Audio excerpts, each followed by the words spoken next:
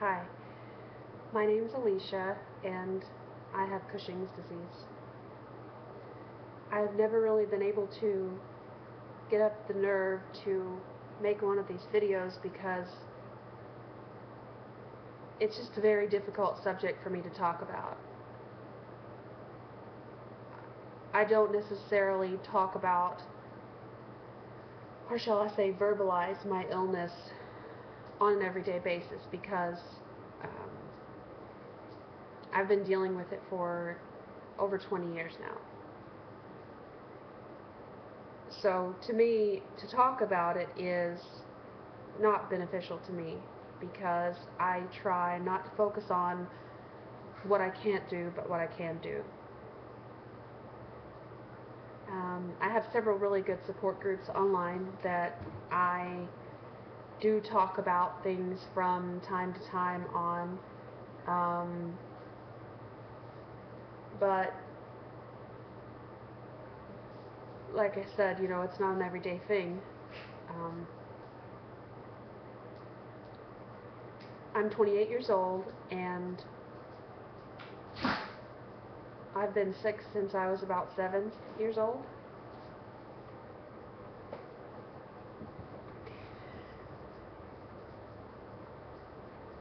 I wasn't diagnosed until I was 25, and I actually diagnosed myself first. And then I went to doctors to try to seek um, help and treatment. I actually started at the free clinic, and I had learned enough about the disease to know what tests needed to be run and how they needed to be run. I got the shock of my life when I found out I had developed acromegaly at some point too, which I'm in remission from now, but no telling how many years I actually had it before I found out I had both Cushing's and acromegaly together. I didn't get a lot of support from doctors, um, but I knew since this was genetic for my family, that my family either died from Cushing's and acromegaly or Cushing's or some other type of endocrine issue, that this wasn't a one-time thing and that it wasn't just seen in me. I knew that my brother was sick too, and many other members of my dad's side of the family, including my dad. But I didn't find a lot of help with doctors. Um, in fact, after I had my MRI and there was a clear pituitary tumor and a target, I actually submitted myself for surgery on my own to Dr. Daniel Prevedello at Ohio State University Medical Center. I was on a plane and then in surgery within 2 weeks from his phone call to me. They removed a 4 millimeter adenoma from the right side of my pituitary, which was dual producing. But this tumor was jelly-like. It wasn't a formed or encapsulated tumor. When my cortisol levels didn't crash after surgery, I had the feeling that I was still sick. But I came home and I started doing testing again, and my cortisol levels were still high, but my IGF-1 and growth hormone were coming down. So that was good on one side, but I knew that I still had Cushing's. The doctors, again, wouldn't help me to get back to surgery, so I actually had to raise money and fly out to California to Dr. Theodore Friedman, my endocrinologist, who specializes in rare endocrine disorders, Cushing's being one of them. So he basically cleared me right away. He said, yeah, you're still really sick. You need to go to surgery. So we actually decided to do IPSS first, which is inferior petrosal sinus sampling. And my numbers indicated that there was a left-sided tumor, at which point they did a dynamic MRI and they saw the second tumor, but I was unable to have surgery at Ohio State again due to the endocrinology department um, stepping in and not allowing my neurosurgeon to do the surgery because they hadn't diagnosed me themselves. So I was sent home, and I subsequently, 3 months later, went to MD Anderson to Dr. Ian McCutcheon, at which point he removed a 3 millimeter adenoma from the left interior part of my pituitary gland, as well as 3 abnormal areas surrounding it. I knew immediately upon waking up from surgery that I was in remission. I didn't feel the poison in my body anymore. I didn't have the severe pain.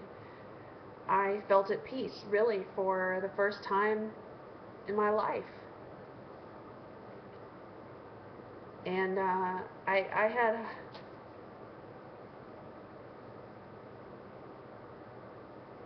had high hopes that maybe this was my last surgery. I had almost 7 months of remission. During that time, I was steroid dependent because my pituitary was asleep following the surgery. But when it started waking up,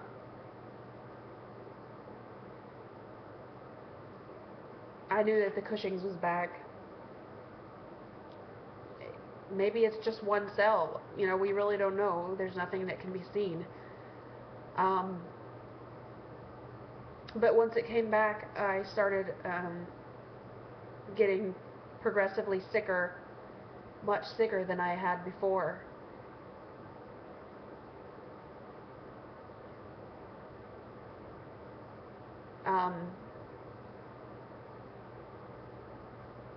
I don't function very much during the day. I don't often leave the house. I normally sleep about 12 to 15 hours at a time. I'm not able to take care of everyday things that need to be done. Everything's always undone. Cleaning, laundry,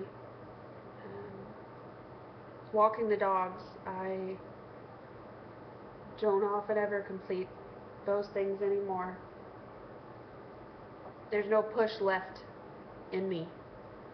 My pain is through the roof, and I'm again unable to walk around in the grocery store. If I do go to the grocery store, which I really can't anymore at this point, I have to ride in the Amigo cart. After my second surgery, I had gotten to the point where I was walking around unassisted in the grocery store and lots of places.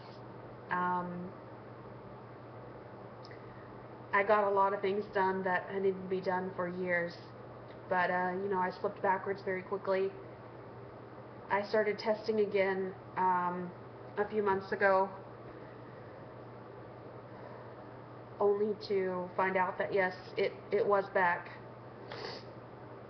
So my endocrinologist just cleared me a week ago for my bilateral adrenalectomy, meaning there's pretty much no way to get all the tumor cells in my brain on my pituitary.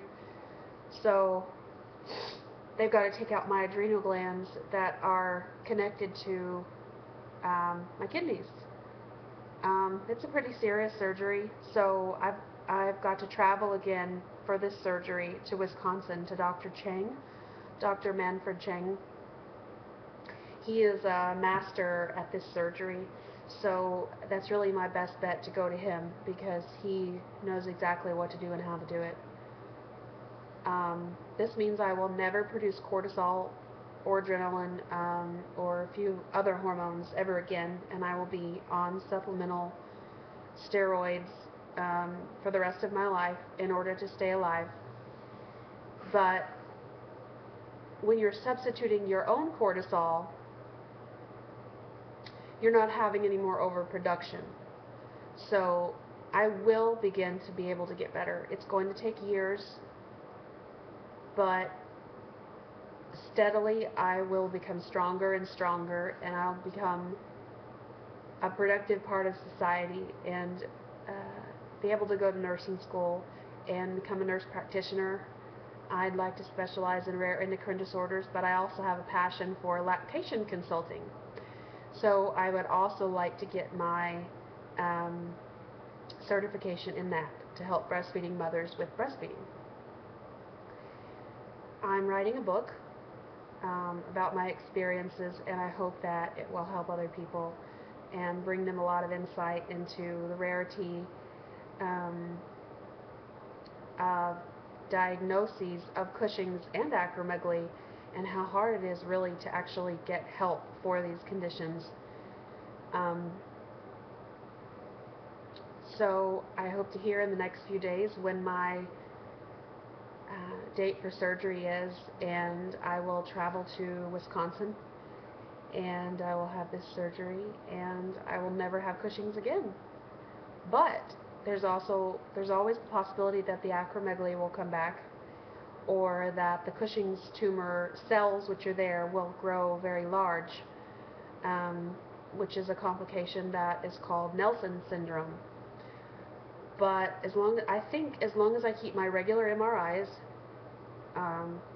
I'll be able to see any tumor growth pretty immediately, and be able to get it out or keep a close eye on it to make sure that everything's okay up here. So I just wanted to make this video to let others know that they're not the only one. And if you need help, you can go to cushings-help.org if you want any information on Cushing's, or you think you might have Cushing's and you need help getting diagnosed. There's also several Cushing's groups on Facebook as well. I'm a member of most all of them. So that's it. And I finally conquered my fear of making this video. And I hope everyone has a blessed day, and I hope to have my cure soon. Thank you.